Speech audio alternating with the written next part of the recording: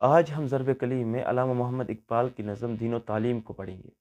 اور اس نظم میں علامہ محمد اقبال نے دور حاضر کے کچھ ایسے حقائق بیان کیے ہیں جن سے ایک انسان بالکل بھی انکار نہیں کر سکتا، اور اس نظم کو پڑھنے کے بعد انسان کو اقبال کی دور اندیشی کا اندازہ ہو جاتا ہے کہ اقبال کتنے صاحب بصیرت آدمی تھے، اقبال کتنے دور اندیش انسان تھے۔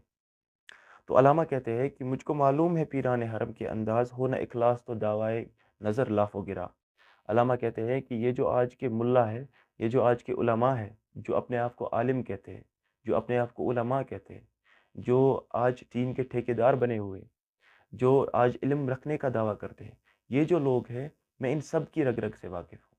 یہ لوگ جو علم کا دعویٰ کرتے ہیں لیکن ان کے پاس کوئی علم نہیں ہے، یہ صرف کتابی علم رکھتے ہیں، باقی ان میں روحانیت بالکل بھی نہیں ہے، یہ اندر سے بالکل خالی ہے۔ اور اسی وجہ سے یہ قوم کے سامنے اتنی تقریریں کرتے ہیں، یہ اتنے واعظ کرتے ہیں، لیکن ان کی تقریروں سے، ان کے واعظوں سے قوم میں کوئی اثر نہیں ہوتا۔ ان کی واعظ سے، ان کی تقریروں سے قوم کے نوجوان میں کوئی اثر نہیں ہوتا، کیونکہ یہ لوگ اندر سے بالکل خالی ہے۔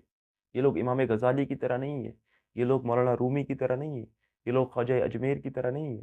یہ لوگ حضرت رابعہ بصری کی طرح نہیں ہے، یہ لوگ حضرت حسن بصری کی طرح نہیں ہے۔ یہ تو اندر سے خالی لوگ ہیں، یہ صرف ظاہری علم رکھتے ہیں، یہ صرف کتابی علم رکھتے ہیں، اندر سے بالکل کھوکھلے لوگ۔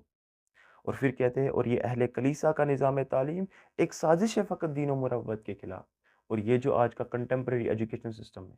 یہ جو آج کا ماڈرن ایجوکیشن سسٹم ہے، یہ ایجوکیشن سسٹم جس کو ہم علم کہتے ہیں، جس کو ہم علم کا، یہ جو ایجوکیشن سسٹم، یہ جو آج ایجوکیشنل انسٹیٹیوشنز ہیں جن کو ہم علم کے مراکز کہتے تھے، یہ کچھ بھی نہیں ہے، یہ صرف خدا کے خلاف ایک سازش ہے، یہ صرف مذہب کے خلاف ایک سازش ہے۔ یہ ایک انسان کو خدا دشمن بنانے کے لیے بنائے گئے، یہ ایک انسان کو مذہب دشمن بنانے کے لیے بنائے گئے۔ اور آج ہم اپنی یونیورسٹیز، ہم اپنے کالج میں جو حالات دیکھ رہے ہیں، ان سے ہمیں بالکل یہ بات واضح ہو جاتی ہے کہ اقبال جو کہہ رہے ہیں وہ بالکل 100% سچ ہے۔ کیونکہ آج ہماری یونیورسٹیز کا جو حال ہے، آج ہمارے کالج کا جو حال ہے، جب ہم دیکھتے ہیں کہ ہمارے کالج میں، وہ کالج میں جو پڑھنے والے لوگ ہیں، ان کے اخلاقیات جب ہم دیکھتے ہیں، وہ کس قدر گرے ہوئے ہیں، ان کی اخلاقیات کس قدر گری ہوئی ہے۔ وہ جو بڑی بڑی یونیورسٹیز میں پڑھتے ہیں، ان کی اخلاقیات کس قدر گری ہوئی ہے، وہ کتنے خدا دشمن بن چکے ہیں، وہ کتنے مذہب دشمن بن چکے ہیں۔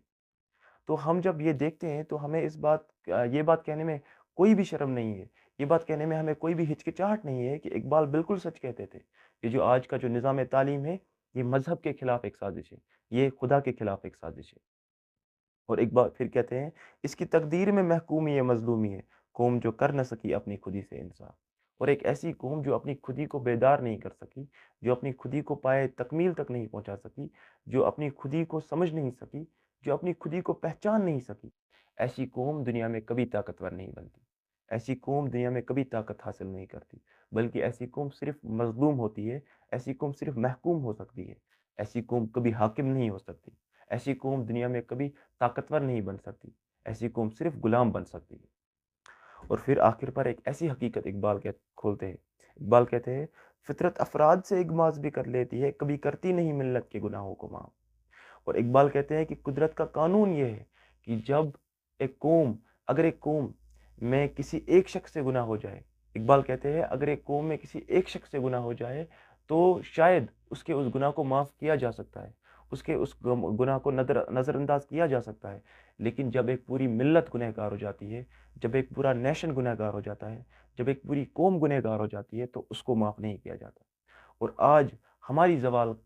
زوال کا سبب بھی یہی ہے، ہمارے زوال کا سبب یہ ہے کہ ہم میں سے کوئی ایک شخص گنہگار نہیں ہے، بلکہ ہماری پوری قوم، ہماری پوری ملت، ہمارا پورا نیشن گنہگار ہو چکا ہے۔ آج پوری مسلم امہ گنہگار ہو چکی ہے، اور یہی وجہ ہے کہ ہم ہر طرف سے مغلوب ہو چکے ہیں، ہم ہر طرف سے خوار و رسوا ہو چکے ہیں، ہم ہر طرف سے ذلیل ہو چکے ہیں،